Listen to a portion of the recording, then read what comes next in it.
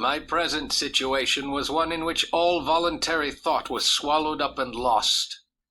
I was hurried away by fury. Revenge alone endowed me with strength and composure. It modeled my feelings and allowed me to be calculating and calm at periods when otherwise delirium or death would have been my portion. My first resolution was to quit Geneva forever. My country, which, when I was happy and beloved, was dear to me, now, in my adversity, became hateful.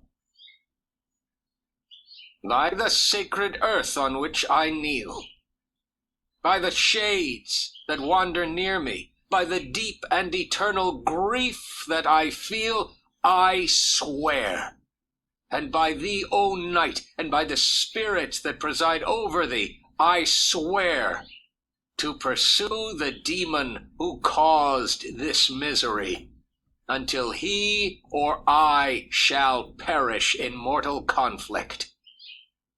I call on you, spirits of the dead, and on you, wandering ministers of vengeance, to aid and conduct me in my work. Let the cursed and hellish monster drink deep of agony. Let him feel the despair that now torments me.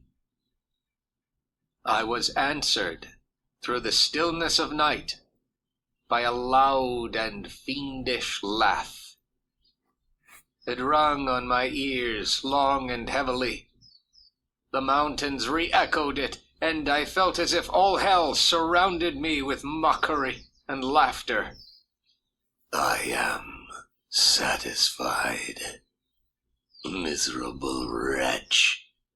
You have determined to live, and I am satisfied. I darted towards the spot from which the sound proceeded, but the devil eluded my grasp. Suddenly the broad disk of the moon arose and shone full upon his ghastly and distorted shape, as he fled with more than mortal speed.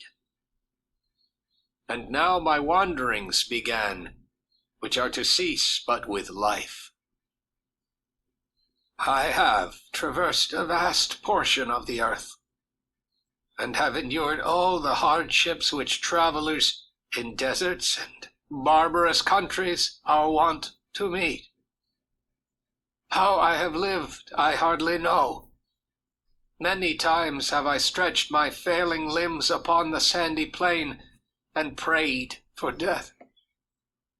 But revenge kept me alive. I dared not die and leave my adversary in being. I was cursed by some devil, and carried about with me my eternal hell. Scoffing devil! Again do I vow vengeance. Again do I devote thee, miserable fiend, to torture and death. Never will I omit my search until he or I perish. And then with what ecstasy shall I join my Elizabeth, and those who even now prepare for me the reward of my tedious toil and horrible pilgrimage. Oh, with what a burning gush did hope revisit my heart! Warm tears filled my eyes, which I hastily wiped away, that they might not intercept the view I had of the demon. But still my sight was dimmed by the burning drops, until, giving way to the emotions that oppressed me, I wept aloud. But now, when I appeared almost within grasp of my enemy, my hopes were suddenly extinguished, and I lost all trace of him more utterly than I had ever done before. A ground sea was heard, the thunder of its progress as the waters rolled and swelled beneath me became every moment more ominous and terrific. The sea roared, and as with the mighty shock of an earthquake, it split and cracked with a tremendous and overwhelming sound. In this manner many appalling hours passed.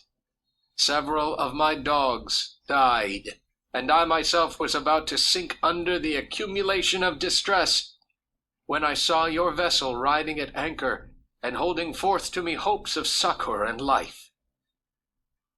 I had no conception that vessels ever came so far north, and was astounded at the sight. I quickly destroyed part of my sledge to construct oars, and by these means was enabled, with infinite fatigue, to move my ice raft in the direction of your ship. I had determined, if you were going southward, still to trust myself to the mercy of the seas, rather than abandon my purpose. I hoped to induce you to grant me a boat with which I could still pursue my enemy. But your direction was northward. You took me on board when my vigor was exhausted, and I should soon have sunk under my multiplied hardships into a death which I still dread, for my task is unfulfilled. Oh, when will my guiding spirit, in conducting me to the demon, allow me the rest I so much desire? Or must I die and he yet live? If I do, Walton, satisfy my vengeance in his death. When I am dead, if he should appear, swear that he shall not live. Swear that he shall not triumph over my accumulated woes, and live to make another such a wretch as I am. He is eloquent and persuasive, and once his words had even power over my heart. But trust him not. His soul is as hellish as his form. When younger, I felt as if I were destined for some great enterprise. This feeling, which supported me in the commencement of my career, now serves only to plunge me lower in the dust.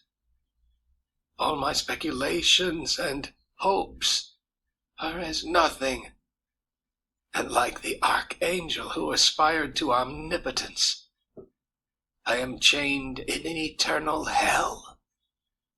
Oh, my friend, if you had known me as I once was, you would not recognize me in this state of degradation. Wherever I am, the soothing voice of my Elizabeth and the conversation of Clerval will be ever whispered in my ear. They are dead, and but one feeling in such a solitude can persuade me to preserve my life. If I were engaged in any high undertaking or design, fraught with extensive utility to my fellow creatures, then could I live to fulfill it. But such is not my destiny. I must pursue and destroy the being to whom I gave existence. Then my lot on earth will be fulfilled, and I may die.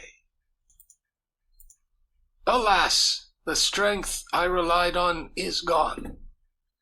I feel that I shall soon die, and he, my enemy and persecutor, may still be in being.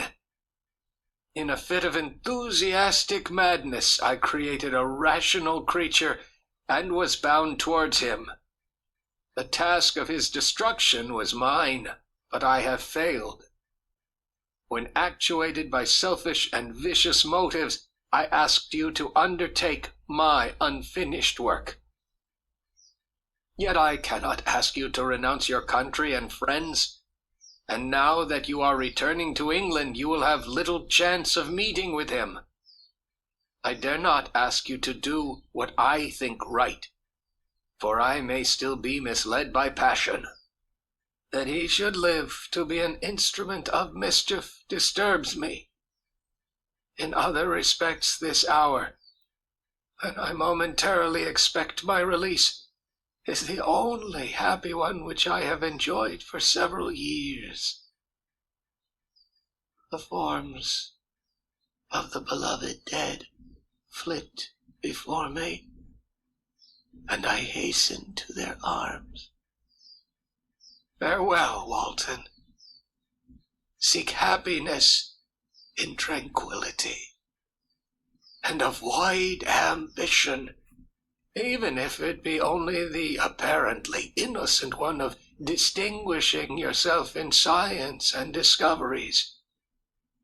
Yet why do I say this? I have myself been blasted in these hopes.